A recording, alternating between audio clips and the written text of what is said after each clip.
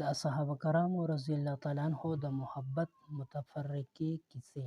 د حضرت علی کرم الله وجهه نه چا تپوس وکړو چې ستاسو د نبی علیه الصلاۃ والسلام سره څومره محبت و. دوی ارشاد وفرمایو چې په الله مې قسم وي نبی علیه الصلاۃ والسلام مونږ خلکو ته د خپلو مالونو او د خپل اولاد او د خپل مور او پلار د سختې تندې په حالت کې د یخو اوبو نه زیات محبوب و. پیدا کې لیکي رښتیا یې وفرمایل په حقیقت کې د صحابه کرامو رضی الله تعالی عنهم هم دا حال و او ولې به نه و. هر کله چې دغه حضرات د کامل ایمان خاوندان وو او د الله جل شانه ارشاد دی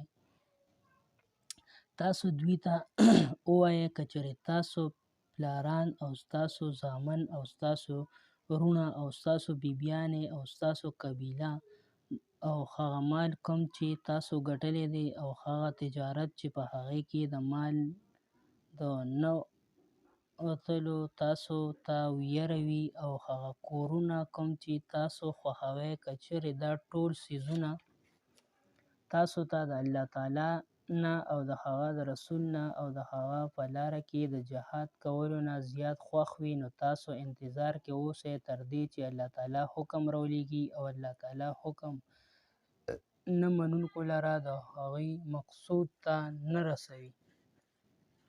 دې آیات شریف کې الله تعالی او د هغه د رسول صلی الله علیه وسلم محبت د دې ټولو څیزونو نه کم کېدو باندې د سزا وعده ده. حضرت انس رضی الله تعالی عنه فرمایي چې د نبی اکرم صلی الله علیه وسلم ارشاد دی چې تاسو نه هیڅ یو کس تر هغه وخته پورې مؤمن کېدی نشي تر څو پورې چې د هغه ما سره محبت د خپل پلار او اولاد او د ټولو خلکو نه زیات نشي. حضرت ابو هریره رضی الله تعالی عنه نه هم داسې مضمون نقل کړی شوی دی. د عالمانو ارشاد دی چې دې حدیثونو کې د محبت نه محبت اختیاروي مراد دی، غیر اختیاري یعنی طبیعي مراد دی. او دا هم کېدی شي که چېرې محبت طبیعي مراد شي نو بیا د ایمان نه مراد کاملې درجې ایمان دی څنګه چې د صحابه کرامو رضی الله تعالی عنهم وو. حضرت انس رضی الله تعالی عنه فرمایي چې د نبی اکرم صلی الله علیه وسلم ارشاد مبارک دی چې 3 څیزونه داسې دي چې کوم کس کې هغه بیا موندی شي د ایمان خوږوالی او د ایمان مزه به ورته نصیب شي. یو دا چې الله تعالی او د هغه د رسول صلی الله علیه وسلم محبت د ټول هر څه نه دته زیات وي.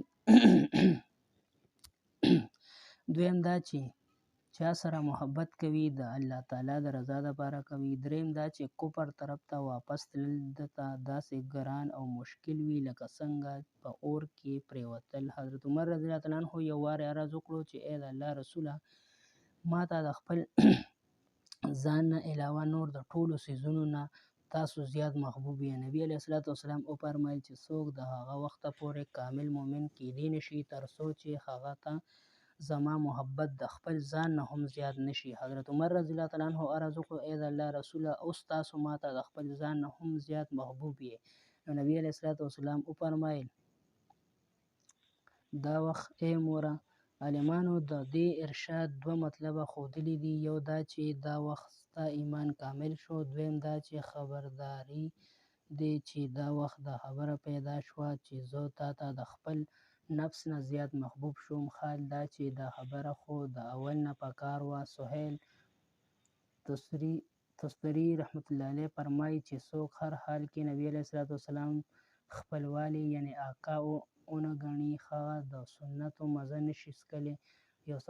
یو صحابي راغی نبي اکرم صلی الله علیه وسلم ته یې عرض وکړو چې قیامت به کله راځي. نبي علیه الصلاۃ والسلام وفرمایل چې قیامت دپاره دې څه تیاري کړې دی چې د هغې په وجه دې انتظار دی. هغه عرض وکړو ای د الله رسوله ما ډېر منځونه او روژې او صدقې خو تیارې کړي نه دي، البته الله تعالی او د هغه د رسول صلی الله علیه وسلم محبت زما په زړه کې دی. نبي علیه الصلاۃ والسلام ارشاد وفرمایو چې قیامت کې به ته د هغه چا سره یې چا سره چې ته محبت ساتې. د نبي علیه الصلاۃ والسلام ارشاد دی چې د بنده حشر به د هغه چا سره وي چا سره چې دوی محبت وي. ډېرو صحابه نقل کړي دي چې په هغې کې عبدالله بن مسعود، ابو موسی اشعري صفوان، ابوذر وغیره رضی الله تعالی عنهما حضرات هم دي.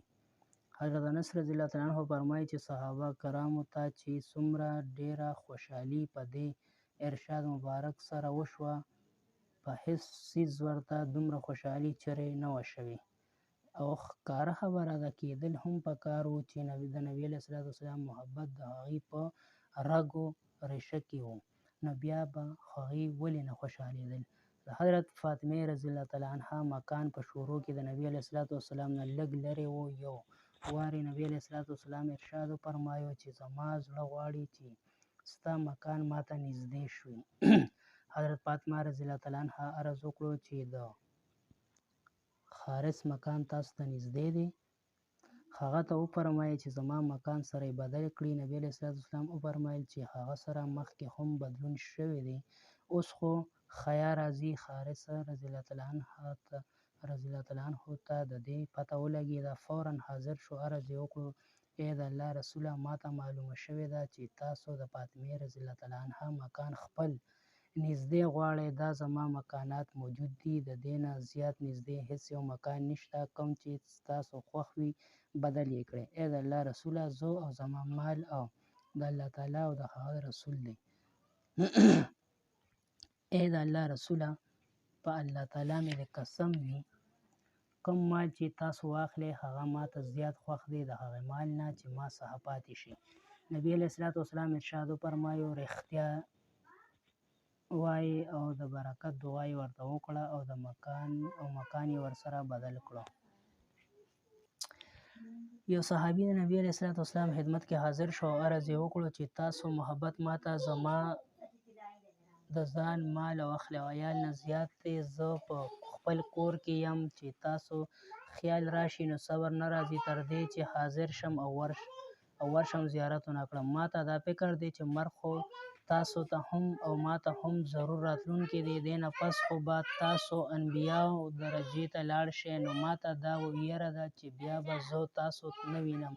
نبي علیه صلات وسلام د دې په جواب کې خاموشي اختیار کړه او حضرت جبرائیل علیه صلات وسلام تشریف راوړو او دا آیات یې واورو: څوک چې د الله تعالی او د هغه د رسول ویل ومني، نو داسې کسان به جنت کې ښه حضراتو سره وي، په کومو چې الله تعالی انعام فرمایلی دی، یعنی انبیا او صادقین او شاهدین او صالحین، یعنی نیکان خلک. او دا حضرات ډیر ښه ملګري دي او د دې سره ملګرتیا خالص د الله تعالی فضل او د الله تعالی ته د هر چا عمل ښه معلوم دی. داسې واقعات ډیر صحابو ته پیښ شوي دي او پیښیدل ورته ضرور وو. عشق دی او په زرګونو بدګمانۍ نبي علیه صلات وسلام په جواب کې دا آیات واورو.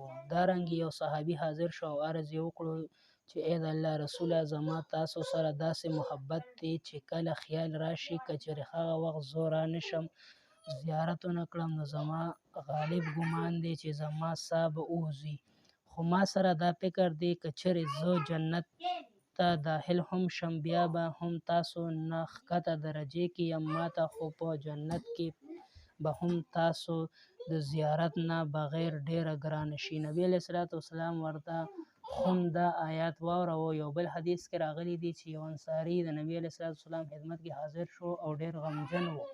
نبي علیه صلات وسلام وفرمایل غمجن ولې یې؟ عرض یې وکړو چې ای د الله رسوله، یو فکر وړی یم. نبي علیه صلات وسلام ترې پوښتنه وکړه څه فکر دی؟ عرض یې وکړو ای د الله رسوله، موږ سحر ماښام خدمت کې حاضرېږو، تاسو په زیارت سره زړه خوشحالوو، تاسو په خدمت کې کښېنو، سبا ته به تاسو خو د انبیاو درجې ته ورسېږئ، زموږ به هلته رسېدل نه کېږي.